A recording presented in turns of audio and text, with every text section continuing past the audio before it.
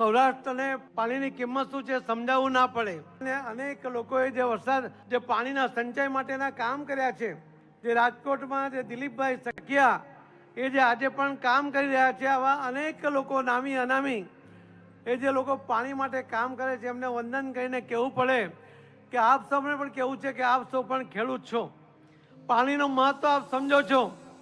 અને એટલે જ જળ સંચય જન ભાગીદારીથી જન આંદોલનમાં પરિવર્તિત કરવા માટેનો માનનીય પ્રધાનમંત્રી શ્રી નરેન્દ્ર મોદી સાહેબના આહવાનને જે રીતે પ્રતિસાદ આખા દેશમાં મળ્યો, 10 મહિનાની અંદર લગભગ 35 લાખ જેટલા જળ સંચય માટેના જે સ્ટ્રક્ચર બન્યા, એમાં એક પણ રૂપિયો સરકારમાંથી ખર્ચ કરવામાં નથી આવ્યો, એ લોકોએ કર્યો.